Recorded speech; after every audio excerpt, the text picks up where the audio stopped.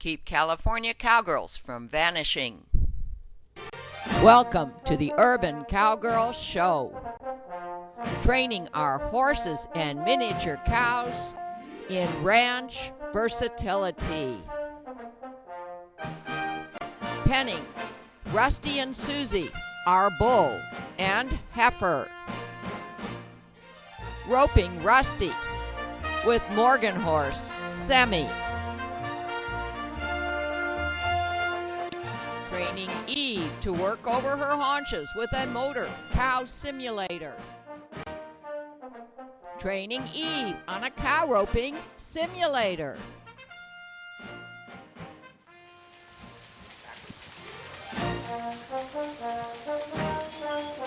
Sadie practices over the haunches with an ATV mechanical cow simulator. Pulling slack.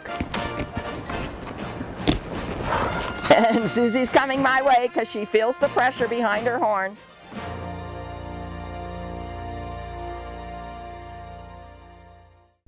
This is part 2 of fitting harness tack for farming with horses. Sadie getting that harness that I bought for her to fit. There's going to be hole adjustments and so forth. We put in a bit that I had. It's a broken snaffle in the mouth and has a chain. But you see the harness leather needs some more holes. So for today's session we're just going to take the whole bridle off and work with the rest of the harness, putting the pieces on, figuring out where we need to make holes. Probably won't get to actually ground driving her on the nearby driveway here today, but one small step at a time. We had no problems at all putting this tack back on her. And remember that this is the overcheck, which when we put the surcingle on, you will see there will be a place for the overcheck to hook to the surcingle, and I'll point to it. Because for now we're just going to take the whole bridle off. It's all right. Here's the next strap. I'm going to undo the noseband.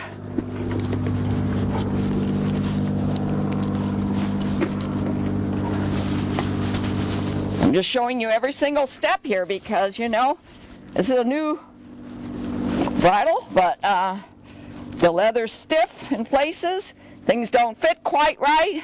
So this tacking session, very, very important. These tack fit sessions are very, very important.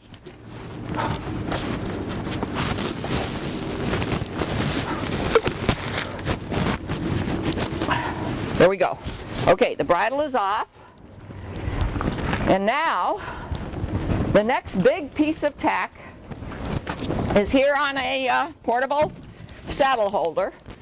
Once we get this fitted to Sadie, and when we have to do the same thing with Eve's tack, we're going to keep everything separated so that we never have to fit again unless they change weights, so that we'll know that all the holes are appropriately adjusted and installed. Okay, so Katie is going to put this surcingle on. Let her know, let her investigate, so she's not afraid of it.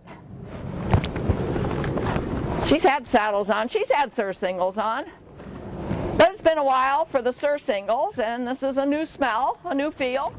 So how does this connect? Does it connect here? Let's see. That's what I was confused now about. these, right, yes. This is going to be like this. This is the belly band. This is the first time I put this on too, so just from my experience with prior harnesses, I'm going to try to figure this puzzle out. These are used when you're actually setting up to pull. Okay. So this is just a belly band similar to a cinch. Now remember, we got this description, illustration, names of parts from the vendor, and we keep it nearby because we want to try to learn the right names for every part as we go. Some of which I already know. Collar, hames, surcingle, and of course bridle with blinders. You notice how Katie always touches Sadie on her rump as she walks behind always touches her or lets her know so that there's no startling. We may have to make more holes, we'll see.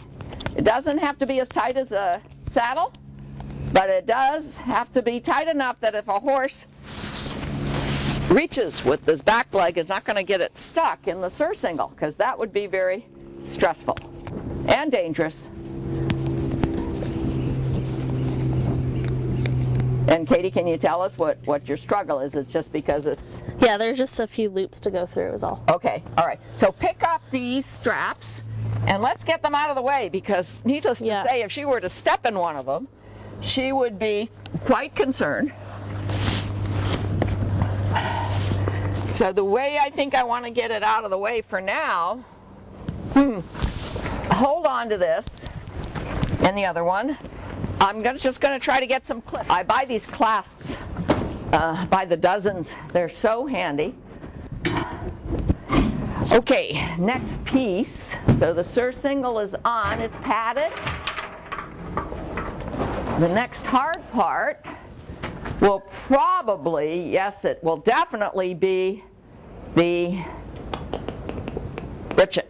So while I go in and find it, I am going to turn off the camera.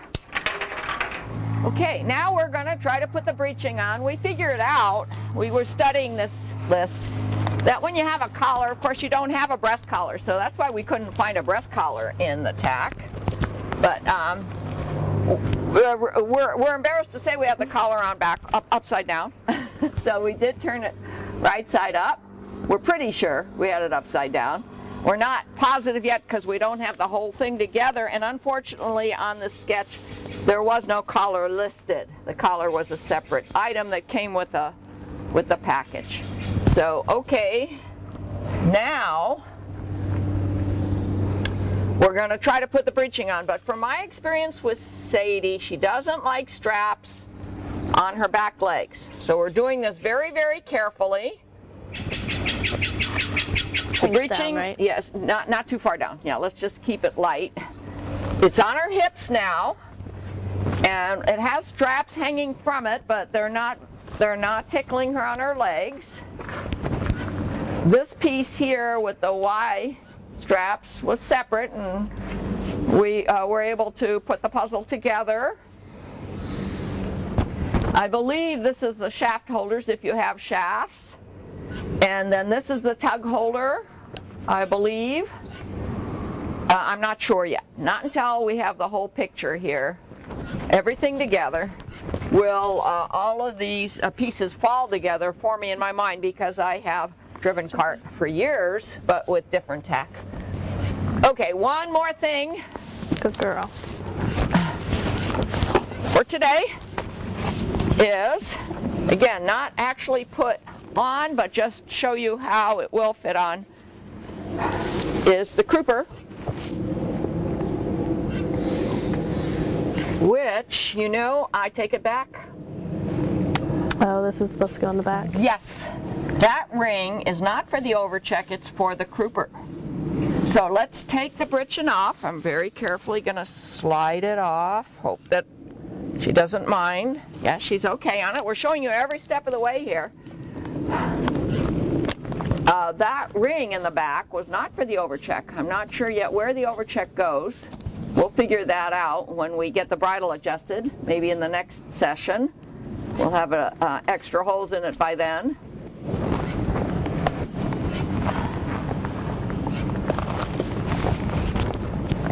We need a place to put this crooper strap, and the crooper itself goes under the tail. All of this working around Sadie is very good with all these this tack and straps, because it's going to make it less ominous for her each time we put it on, and she doesn't get scared. And look at her, she's very calm right now, almost asleep. I would say basically asleep, even though her eyeballs are a little bit open. But you know, anything can spook a horse anytime, so always be aware. Try to stay out of strike zone, spook zone. Okay, now let's put this back on, Katie. You know, it's From my experience, years of experience driving cart, all of this becomes second nature, just like putting a saddle on. But right now it's a puzzle for us. There you go. Okay, now that's going to go down over the hips. And this, Katie, you want to come get it?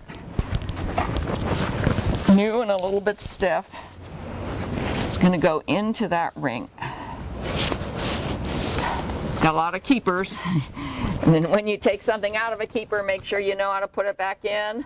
Always think ahead. It's like when you're cleaning a saddle. Make sure if you take something apart, you look at it so you know how to put it back together again.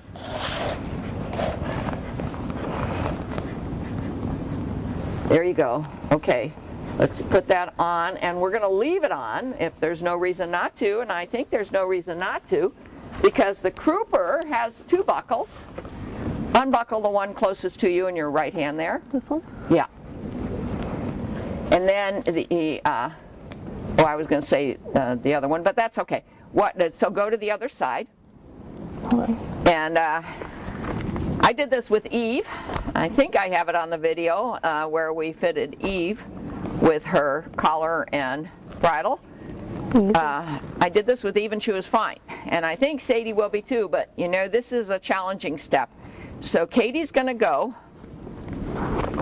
to the right rear of Sadie. And she's going to lift up Sadie's tail. And while she's staying out of strike zone in case Sadie gets upset, while she does that, it's all right, Sadie. There you go. See, I am going to take this crupper. Easy. It's all right. That swishing of the tail is stress.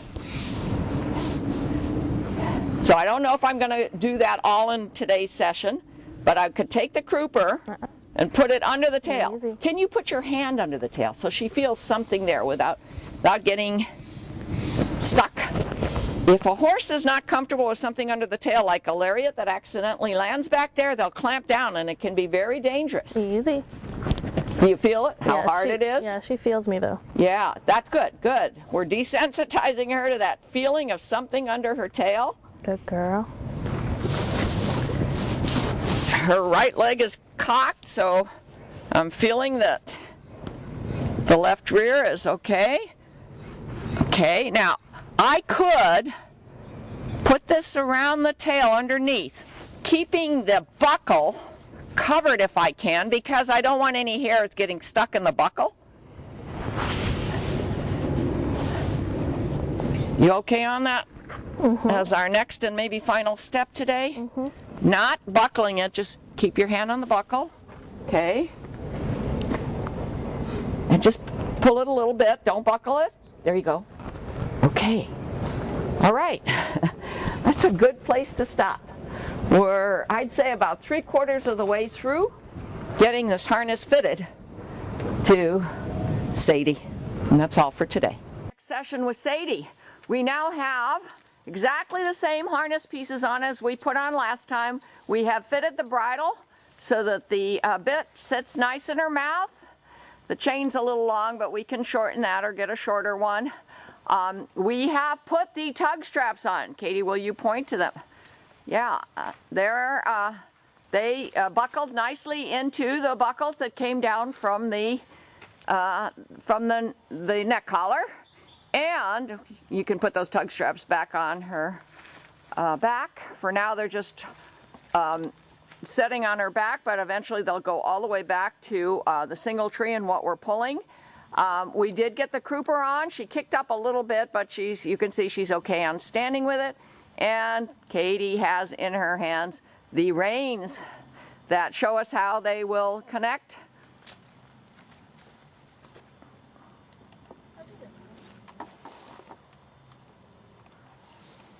Okay, so there's a buckle there that connects to the bit, and the reins are nice and long. We'll go back to way behind the horse so that as you're pulling, whether it be from the ground or with a forecart, which I'm also trying to build, by the way, and I'll be trying to show you the process, we're almost ready to pull with Sadie.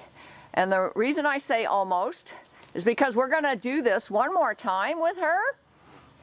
Make sure that she accepts all of the parts without resistance, and then walk her up and down the driveway to make sure that she's okay on all of these pieces, hanging on her, buckled to her, cinched up to her, touching her body every which way they touch. But at least you can see here we even have the britchin. She's got some stress on the back of her leg, but she's okay on it. Okay, and we're going to figure out what the next step is after that to actually have Sadie do some farming for us and with us. And that's all for today. www.urbancowgirlchannel.com